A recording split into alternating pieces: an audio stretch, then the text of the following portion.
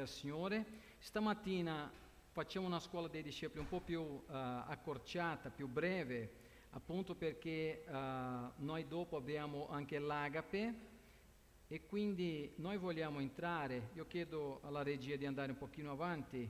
Noi abbiamo questo che è molto importante per noi, che è appunto il tema della Chiesa in qualità di corpo di Cristo, ok?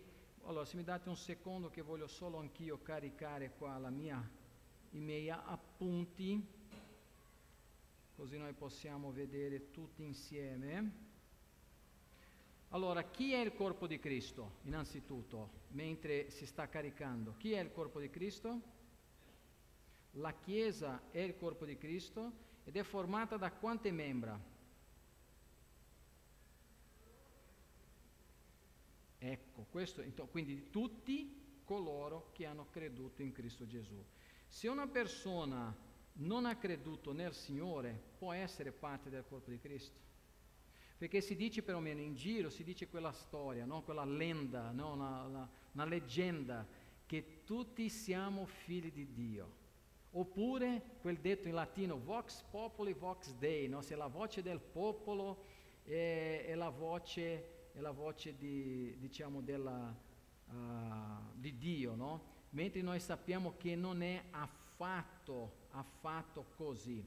Allora, i membri di Chiesa, quando noi guardiamo qui nella parola, noi abbiamo visto questa mattina in Prima Corinzi, se vogliamo andare alla prossima diapositiva per favore, Prima Corinzi capitolo 12, questo capitolo Paolo lo incomincia dal versetto 1, parlando sempre dei doni spirituali, e lui dal versetto 1 fino al versetto 14, noi non prendiamo il tempo questa mattina, non dedichiamo il tempo a questo argomento, ma lui sta menzionando e spiegando quali sono i doni dello Spirito Santo.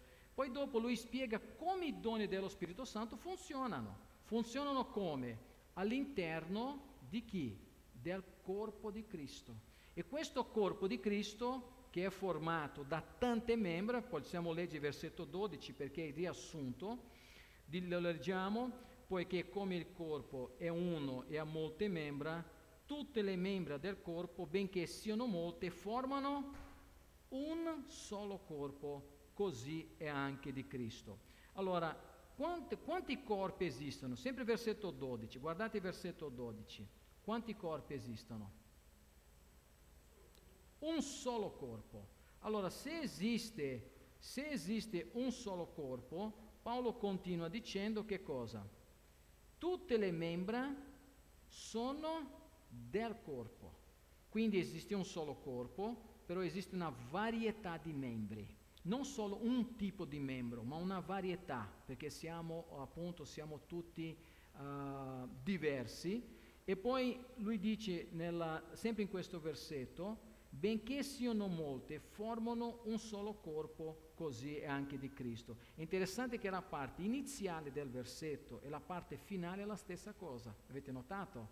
La parte iniziale del versetto 12 e la parte finale, poiché il corpo è uno. Il versetto 12 lui dice, formano un solo corpo, quindi lui incomincia dicendo questo e finisce dicendo questo. Però ci sono molte membra che collaborano l'uno con l'altro, ok? Quindi questa è la visione che Paolo sta dando a noi. Poi, sempre qua nella nostra presentazione, nella prossima diapositiva, i membri di una chiesa locale sono interdipendenti. Quando dico chiesa locale non parlo del palazzo, dell'edificio. Chiesa locale, quali sono chiese locali nel Nuovo Testamento? Vi ricordate? Possiamo citare alcune chiese locali nel Nuovo Testamento, che così possiamo capire. Corinzi, ok? Efeso, come detto non ho sentito. Efesini, allora Filippesi, Tessalonica, poi Galati, Paolo dice che sono tutte le chiese della Galazia, quindi c'erano diverse chiese, no? Se pensi per esempio in Apocalisse, le 7 chiese dell'Apocalisse, no? E quindi c'erano diverse città, diverse località, quindi una chiesa locale. Tutte le chiese locali formano la chiesa universale. Quindi la Chiesa di Cesena è una Chiesa locale che insieme a tutte le Chiese che sono sparse nel mondo formano una unica Chiesa, che è la Chiesa di Cristo, la Chiesa del Signore. Voi sapete che cosa vuol dire cattolica? La parola cattolica? Universale. Vuol dire universale. Quindi diciamo che a priori, prima, ossia l'idea è anche giusta. Oggi noi sappiamo che ha preso un significato diverso, perché quando diciamo cattolica noi pensiamo alla Chiesa apostolica romana. Quindi allo stesso tempo, vedete anche come nella teologia cattolica c'è l'aspetto universale, ma c'è l'aspetto locale. Però quello che per noi è importante è quello che c'è scritto qua, che tutti abbiamo bisogno l'uno dell'altro. E nessuno dovrebbe dire che la Chiesa non ha bisogno, che uno che nella Chiesa non ha bisogno di loro. Se io sono nella Chiesa, ho bisogno di te, tu hai bisogno di me, ossia facciamo parte del corpo di Cristo. E nessuno può dire che non hanno bisogno di altri membri della Chiesa, perché oggi purtroppo va di moda. No, io sono un credente, non parlo con nessuno, non ho comunione con nessuno, io sono credente, leggo la Bibbia a casa, vedo un video su internet. Questo non è essere un membro di Chiesa. Un membro di Chiesa vive la Chiesa, serve nella Chiesa, ok? Allora, vediamo la prossima diapositiva. Che cos'è la Chiesa universale? Molto brevemente, è la comunità dei credenti che Cristo ha comprato con il suo sangue, che esiste per tutti i tempi, sia in cielo che in terra. Quindi questo è solo un riassunto, tra l'altro questo è del nostro corso di teologia, quindi è una comunità che è formata di tutti i credenti. In questo caso noi possiamo pensare anche nell'Antico e nel Nuovo Testamento, perché quelli che sono stati salvati nell'Antico Testamento non è che vanno in un paradiso dell'Antico Testamento e noi per quelli che sono venuti dopo il Nuovo Testamento. È chiaro questo, no? Formiamo un solo popolo che Cristo ha comprato con il suo sangue, sia in cielo che in terra. Vedete questo brano di Efesini 5:25? Lui dice così la parola di Dio. Paolo dice: mariti, Paolo fa un paragone, amate le vostre mogli come anche Cristo ha amato la Chiesa. Qua Paolo sta usando la parola Chiesa nel singolare. Perché? Perché sta parlando di tutta la Chiesa universale, perché Cristo ha amato e ha dato se stesso per lei. In Ebrei 12 leggiamo così: all'assemblea dei primogeniti che sono iscritti nei cieli, a Dio, il giudice di tutti gli altri, agli spiriti degli... Allora, scusatemi, faccio da capo. All'assemblea dei primogeniti che sono iscritti nei cieli, a Dio, il giudice di tutti, agli spiriti dei giusti resi perfetti, versetto 24, Gesù, il mediatore del nuovo patto, e al sangue dell'aspersione che parla meglio del sangue di Abele. Quindi vedete, assemblea dei primogeniti. C'è un altro termine, ma questo termine assemblea è quello che noi troviamo nel Nuovo Testamento, che è ecclesia, ok? Che è la Chiesa. Questa assemblea, chiamati per formare un popolo. Prossima diapositiva, che cosa è la Chiesa locale? Allora, la Chiesa locale è, guardate bene questo, uno dice: ma che cos'è la nostra Chiesa cesena? Per esempio, un gruppo di credenti battezzati che si incontrano regolarmente, non ci incontriamo una volta ogni 2 anni, no? Ci incontriamo regolarmente in un'assemblea sotto la guida di leader o dei leader appositamente incaricati, quindi dove il Signore ha messo questo gruppo di persone che sono convertite al Signore, che si incontrano, che hanno comunione, che predicano la parola.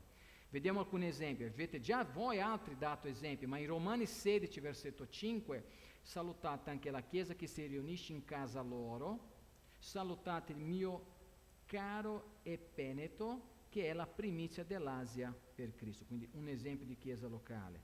La prossima diapositiva, Efesini 1, ogni cosa egli ha posta sotto i suoi piedi e lo ha dato per capo supremo alla Chiesa, che è il corpo di Lui, il compimento di colui che porta a compimento ogni cosa in tutti. Quindi qua di nuovo Paolo sta parlando della Chiesa universale. Nella prossima diapositiva abbiamo una domanda: che cosa la Chiesa fa quando si riunisce? Perché se noi siamo l'assemblea, quando noi siamo insieme, che cosa noi facciamo? Allora, numero 1, vogliamo dire insieme? Loda Dio attraverso Gesù Cristo. 2, sono esortati dalla parola di Dio, 3, celebrano la Santa Cena e 4, incoraggiano la cura reciproca. Quindi questo è quello che noi facciamo insieme. Qua noi non prendiamo i soldi della gente, noi non stiamo sviando la gente da Dio, noi non stiamo predicando false dottrine, quindi noi stiamo predicando la parola del Signore. Questo lo facciamo tutti insieme, perché noi vogliamo lodare e obbedire il Signore. La prossima, Paolo dice ai Colossesi 3,16, la parola di Cristo abiti in voi abbondantemente, quindi una lettera è scritta a chi? Ai Colossesi, quindi sta parlando a loro, a questi credenti di questa chiesa. Come deve abitare abbondantemente la parola? Ammaestrandovi ed esortandovi gli uni agli altri con ogni sapienza, cantando di cuore a Dio, sotto l'impulso della grazia, salmi, inni e cantici spirituali. Quindi guarda che stamattina è stato molto bello, no? Sì, tutti quanti cantando al Signore, quello ci riempie il cuore, perché se riempie il nostro cuore, quanto più il cuore del Signore, che Lui vede che noi siamo il popolo suo, che siamo chiamati ad adorare Lui. Colossesi 1,28, Paolo dice che noi proclamiamo, esortiamo ciascun uomo istruendo in ogni sapienza, affinché presentiamo ogni uomo perfetto in Cristo. Quindi questo ha a che fare con la predicazione, per esempio. La persona proclamiamo una parola che esorta e che istruisce in ogni sapienza, perché ogni singolo credente sia presentato davanti a Dio perfetto, no? Come vuole il Signore. In che modo Dio si riferisce, nella prossima diapositiva, in che modo Dio si riferisce alla sua Chiesa nella Bibbia? Allora ci sono diverse figure, diverse metafore, diversi paragoni, diversi esempi. Noi sappiamo che nella Bibbia c'è la famiglia di Dio, i figli di Dio, la sposa di Cristo, il nuovo tempio, l'edificio di Dio, e noi questa mattina stiamo guardando il corpo di Cristo. Per ogni figura, per ogni metafora c'è un'enfasi particolare, però tutti loro sono per farci comprendere il ruolo della Chiesa nei confronti del nostro Signore. Ok? Allora, il corpo di Cristo.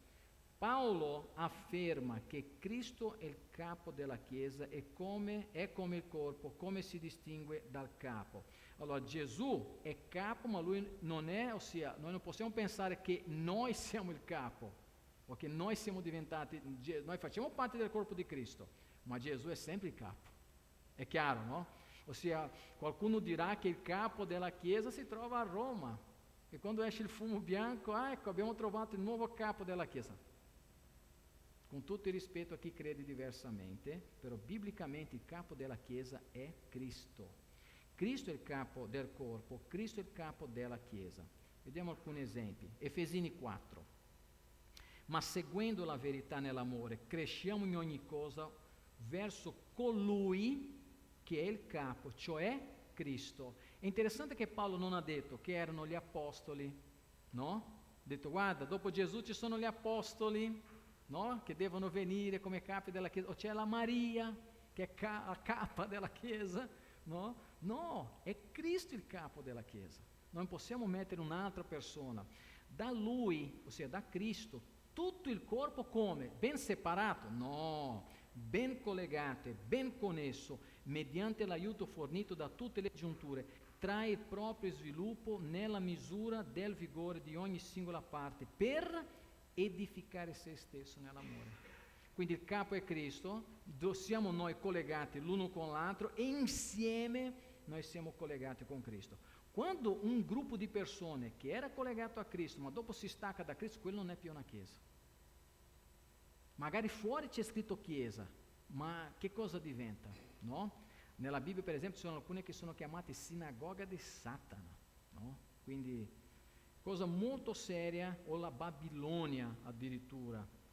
Efesini 1,22, ogni cosa lui l'ha posto sotto i suoi piedi, di Cristo, e lo ha dato per capo supremo alla Chiesa, che è il corpo di lui, il compimento di colui che porta a compimento ogni cosa in tutti. Efesini capitolo 5 versetto 23, come abbiamo letto prima, vogliamo ribadire, il marito infatti è il capo della moglie, quindi non sta dicendo che il marito è più importante o che abbia un valore diverso, ma sta dicendo che per il ruolo, no? questo torneremo, questo è un altro argomento molto importante appunto della famiglia, ma Paolo sta usando solo l'esempio della famiglia per parlare come anche Cristo è capo della Chiesa, quindi lui è il salvatore del corpo. Qualche domanda fino a qui di queste breve slide che ho presentato a voi? Penso che sia abbastanza chiaro, no? Visto che noi oggi siamo andati un po' oltre nel tempo, noi abbiamo delle domande che io chiedo magari a alcuni fratelli se volete distribuire a voi. C'è anche Giuseppe, ti dà una mano, così potete prendere le domande.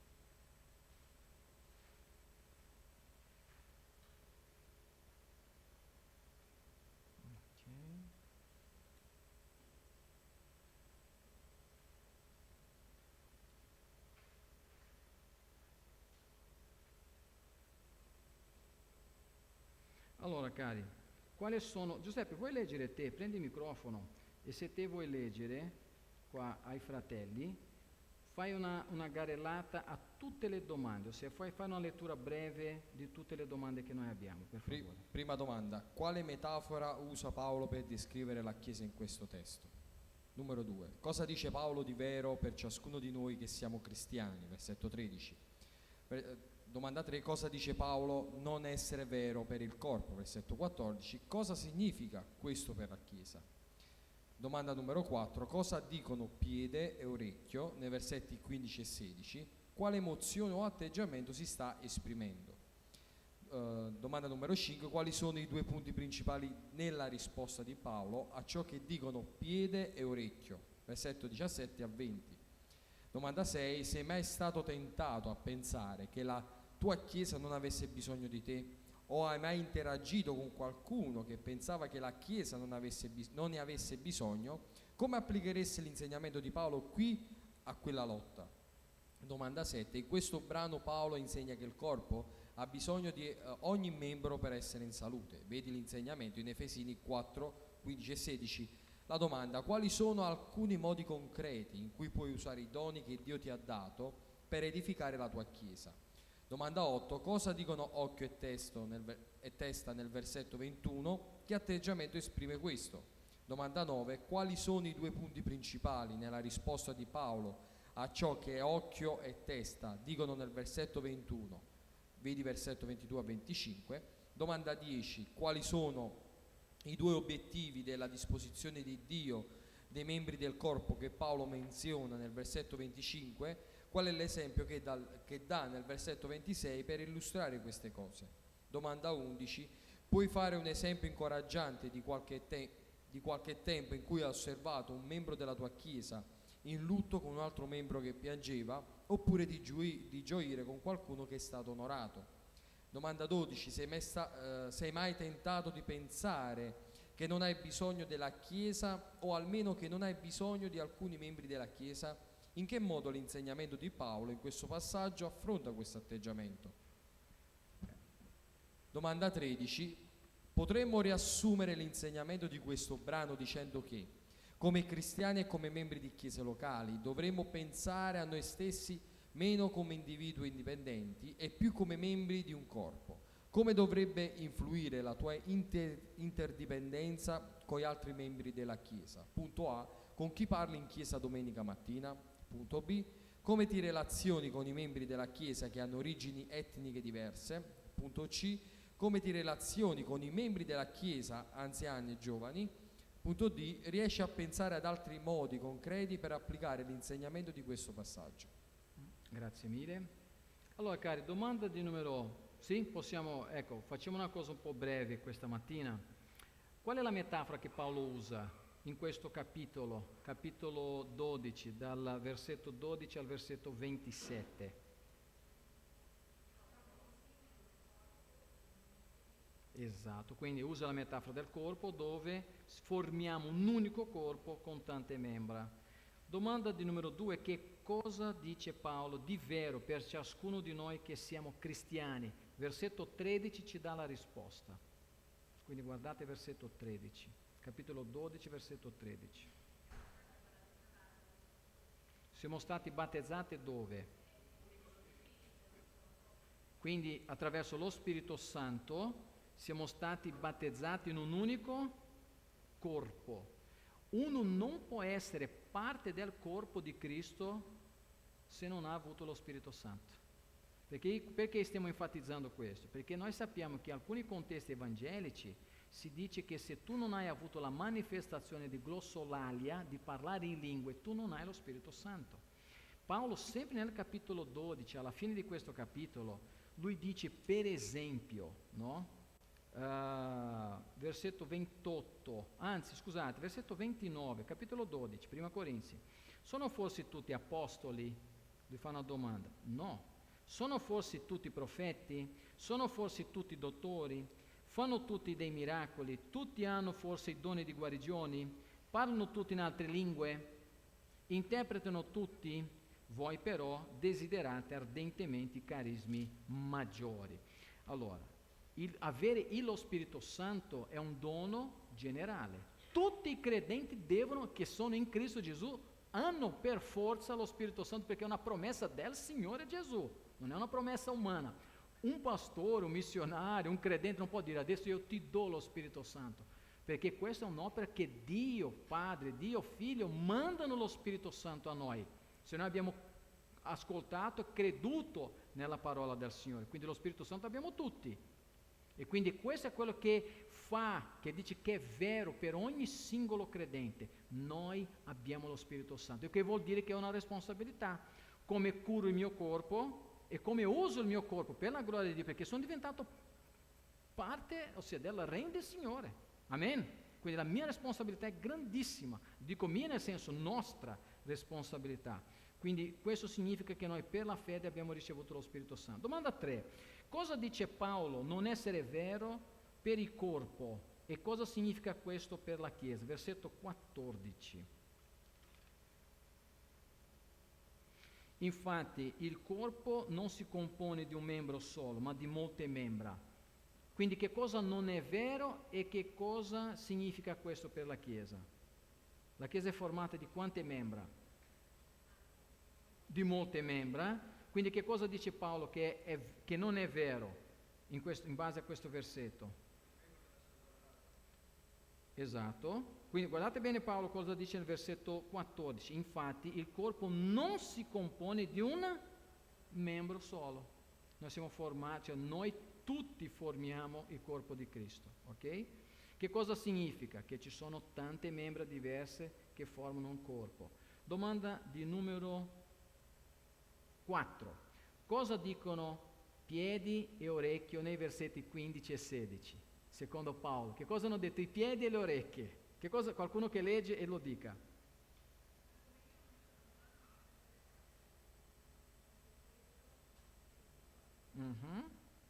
E l'orecchio dopo che cosa dice?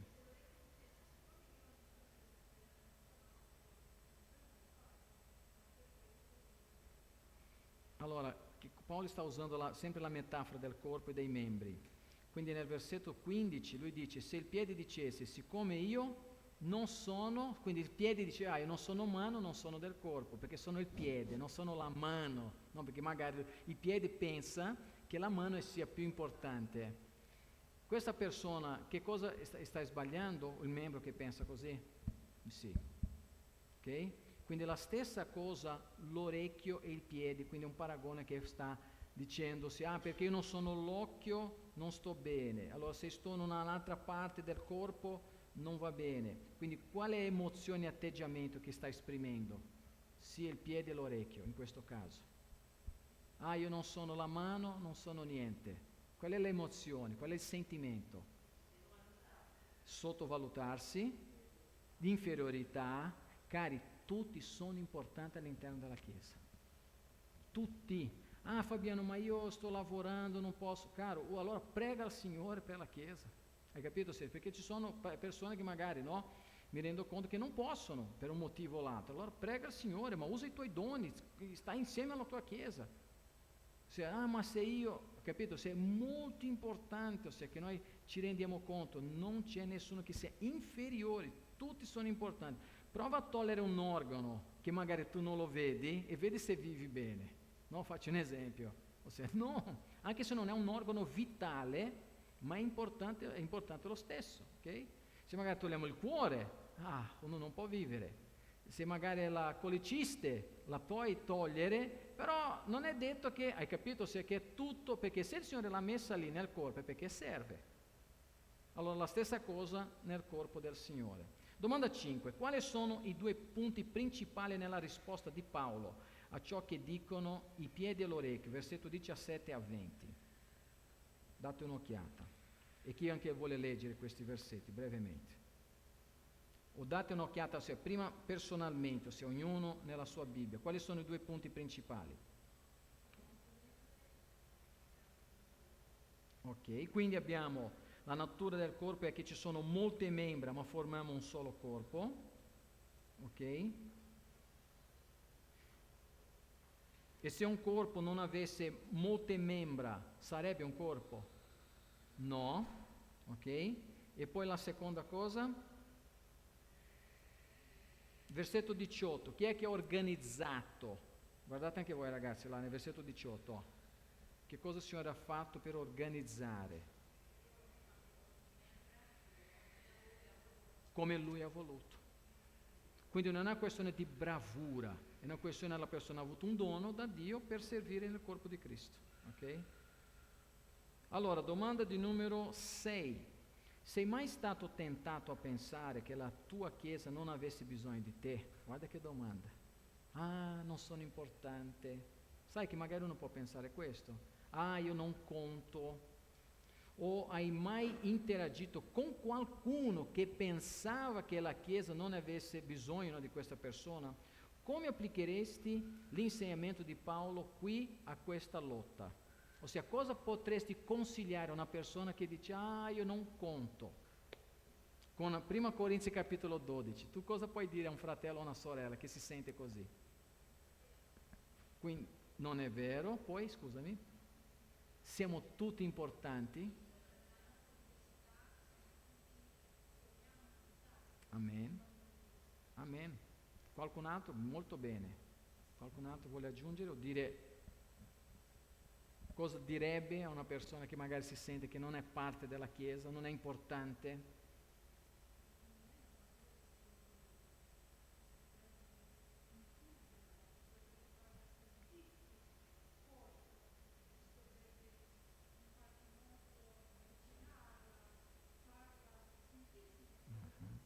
Solo dire molto di più. Amen.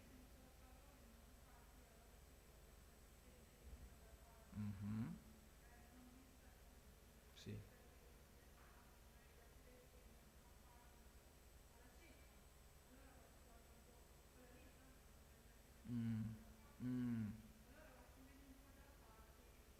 Ho capito.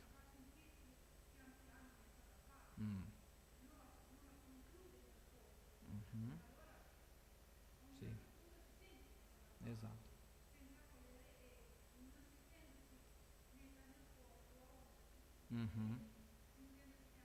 Isolata.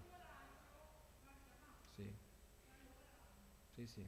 Allora Gesù dà un esempio, sì, ottime parole, grazie sorella, grazie veramente.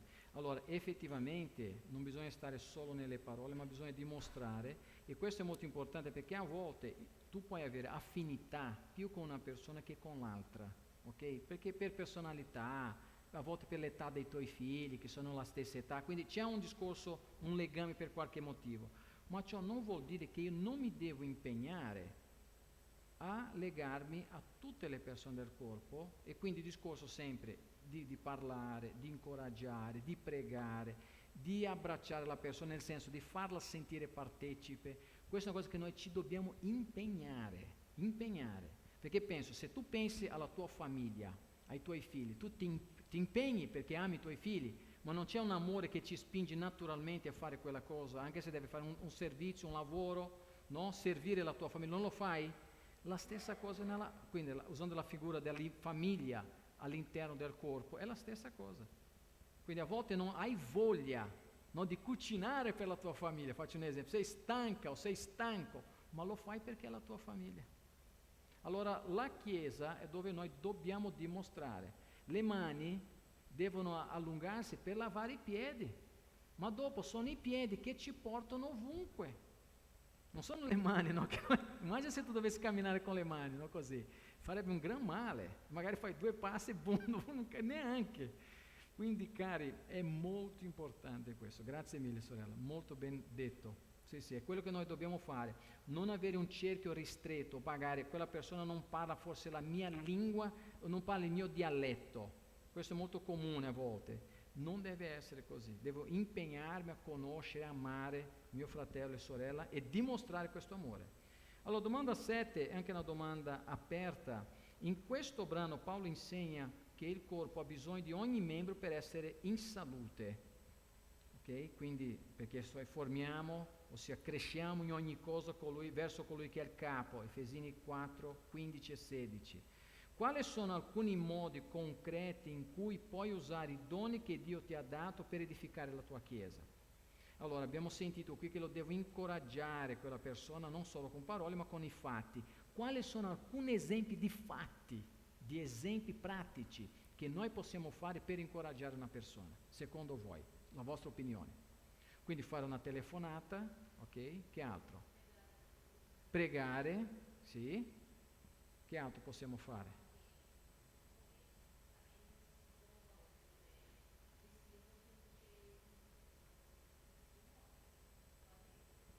Per esempio, noi abbiamo anche il banco alimentare, no? Che adesso riprendiamo, facciamo un esempio.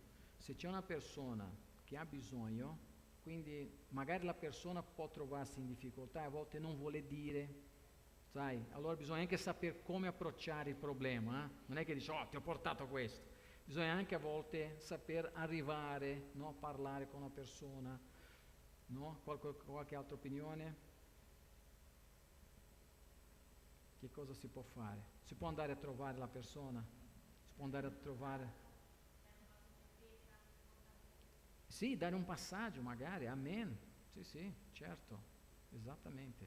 Quindi ci sono, se noi incominciamo a pensare, ci sono tante cose e la lista deve essere, però l'importante è che noi diamo gli esempi qua, ma mettiamo sempre più in opera, no, questi esempi nell'amore del Signore. Una cosa che noi possiamo fare, per esempio, e questa è una delle più difficili, ma è molto importante, è vitale, è perdonare.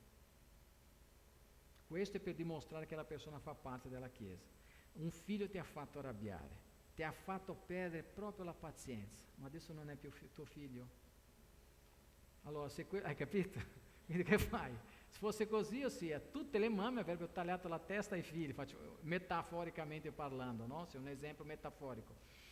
È la stessa cosa anche con i fratelli, ossia, se noi non perdoniamo, non è che io in paradiso avrò la mia cabina e tu avrai la tua cabina, nel senso siamo separati, siamo un popolo, siamo una famiglia, okay? Perdonare è una chiave. Domanda numero 8, cosa dicono occhio e testa nel versetto 21, che atteggiamento esprimono questo? Versetto 21, capitolo 12, allora versetto 21 che cosa dice? L'occhio?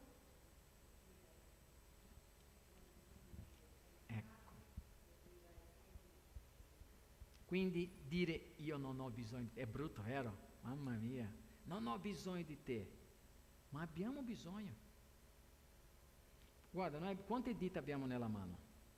5, non c'è nessuno qui come Golia, no? Che è uno in più, no? Però prova a togliere un dito. Se una persona ha avuto un incidente e non ha tutte le dita, come fa dopo a lavorare?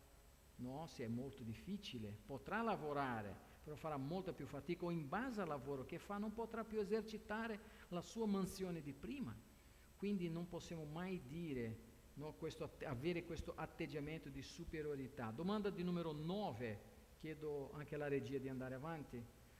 Quali sono i 2 punti principali nella risposta di Paolo a ciò che l'occhio e testa dicono nel versetto 21? Allora, versetto 21. Quali sono i punti principali? Ok, e prego.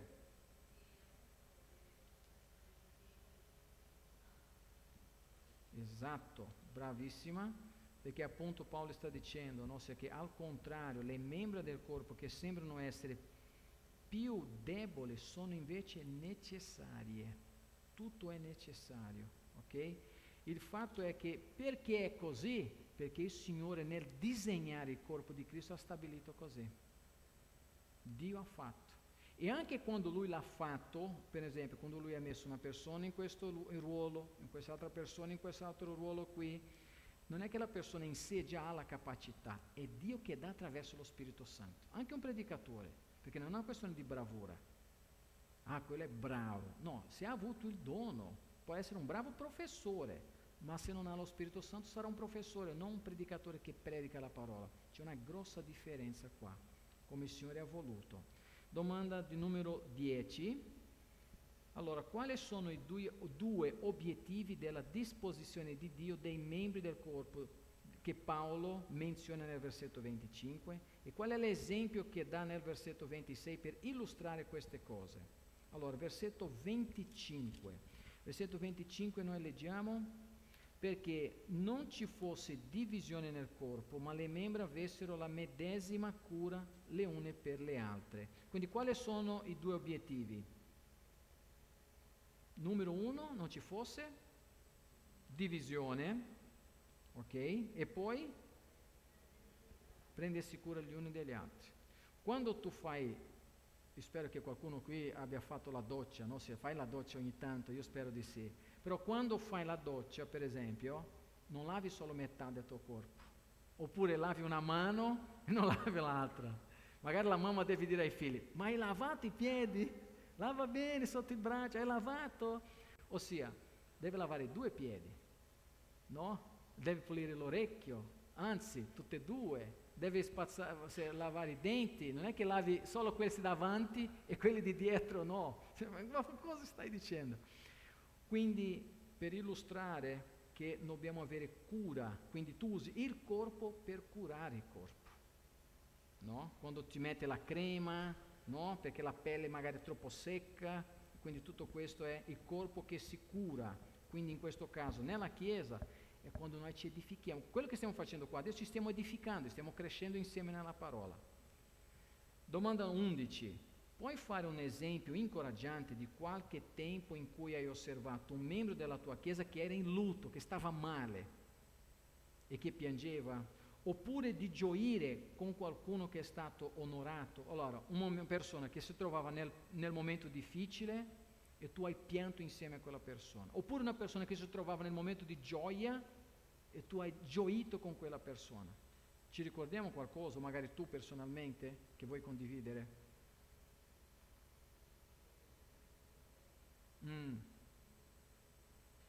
Quindi Sfi, infatti circa un anno, no? C'è la nostra sorella Elia che è andata da Gesù, per chi magari non ha conosciuto, una sorella che aveva 93 anni e tutte le sorelle e anche alcuni fratelli sono andati ad accudirla praticamente tutti i giorni, finché dopo il Signore l'ha portata. Quindi quella è stata una cosa grandissima che questa Chiesa ha fatto, per la gloria del nostro Signore.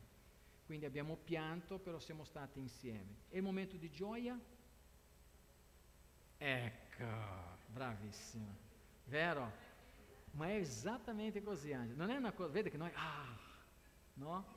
Perché è un momento di gioia. Eravamo, guarda che cosa, era freddo, c'era la pioggia, eravamo tutti felici. Dice, ma questa gente è fuori di testa. No, amiamo il Signore e abbiamo gioito insieme. Domanda 12. Sei mai tentato di pensare che non hai bisogno della Chiesa o di almeno che non hai bisogno di alcuni membri della Chiesa? Questa è una domanda un po' più incisiva. Io ho bisogno di tutti questi tranne quella persona. In che modo l'insegnamento di Paolo in questo passaggio affronta questo atteggiamento? Ho bisogno di tutti, ma quel mignolo non mi serve. Per esempio, come facciamo? Come dobbiamo comportarci? Questa è una domanda aperta, no? Nel senso, come bisogna fare? E in che modo Paolo ci sta dicendo che bisogna comportarsi? Come bisogna comportarsi? Cioè, non vado d'accordo con te, faccio un esempio. Allora Paolo che cosa dice? Come un membro deve relazionarsi con un'altra persona quando magari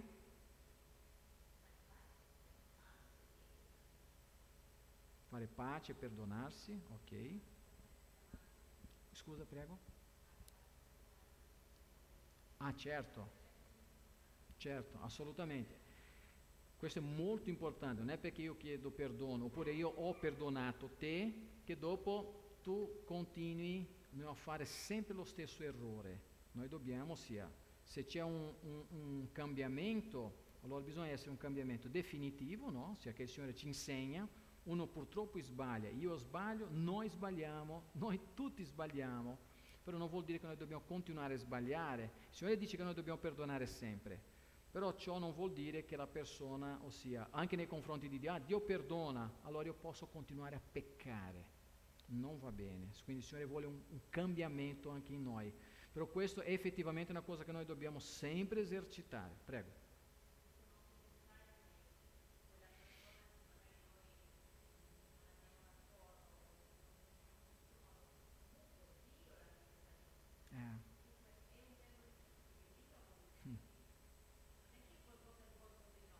Esatto. E quindi magari manca maturità, no? A quella persona, o manca maturità a me, per esempio, faccio un esempio, però giustamente Dio nella sua sovranità ha messo te e lui o lei insieme, nella stessa chiesa. Allora come facciamo? Già, il colpevole è Dio, allora no, il Signore ha un proposito.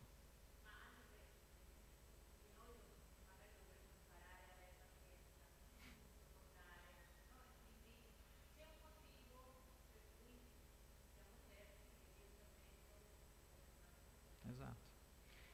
Magari c'è un fratello, no, che è più tranquillo, c'è un fratello che è un po' meno tranquillo, un po' più birichino, diciamo così, no? Come i figli, no? Che ognuno ha una personalità. Cosa facciamo? Quindi avere tanta pazienza, appunto il Signore sta esercitando, farci esercitare la pazienza. Però ciò non vuol dire che la persona si possa, ossia, prendere in giro la Chiesa, perché un credente vero, che è nel Signore, capisce anche che allora ho sbagliato, però non continuo, ossia, se tu hai sbagliato nei miei confronti, io ti perdono, oppure se io ho sbagliato nei tuoi confronti, non vuol dire che io adesso continuo a martellare sempre nello stesso dito, sempre facendo male, non va bene. Quindi è dove lì entra, per esempio, la disciplina della Chiesa. Per questo il Signore ha dato la disciplina, che non è l'argomento di oggi, abbiamo già fatto, ma entra giustamente per questo, perché per cercare di raddrizzare e mettere in sesto magari un membro di chiesa che si è sgarrato, quindi la disciplina è amore, nella maniera più assoluta. La Bibbia parla sempre di questo, nell'Antico e nel Nuovo Testamento, quindi nel momento quando una persona è disciplinata non è piacevole, ma è l'amore di Dio. Allora, domanda 13, allora leggo qua, potremmo riassumere l'insegnamento di questo brano dicendo che come cristiani e come membri di chiese locali dovremo pensare a noi stessi meno come individui indipendenti, giusto?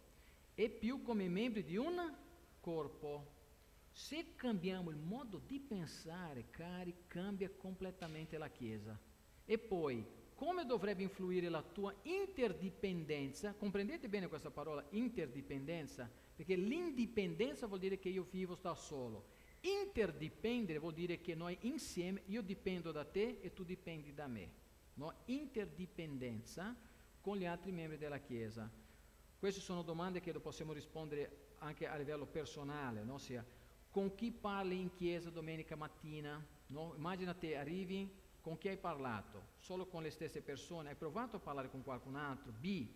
Come ti relazioni con i membri della Chiesa che hanno origini etniche diverse?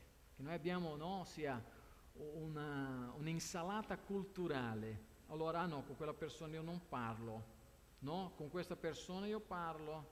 No? Uno dice, questo è terrone, quello è polentone, faccio un esempio, no? Facendo una battuta, allora non parlano insieme? Come bisogna fare? Come ti relazioni con i membri della Chiesa? Immagino, no? I ragazzi, no? Tra un po' magari, se io avrò ancora capelli, quando avrò tutti i capelli bianchi, se li avrò, ah no, Fabiano è troppo vecchio, non voglio parlare con lui. Per esempio, anche questo sia a differenza di età, no? No, quello è un vecchietto, faccio per dire.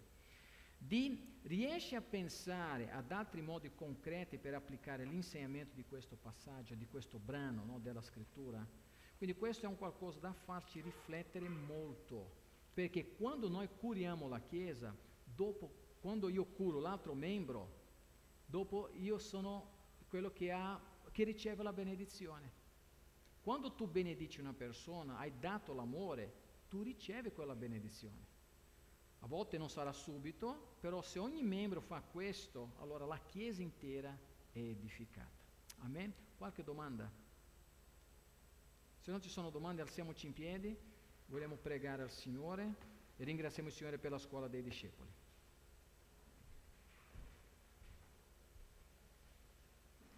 Ecco qua. Cari, a proposito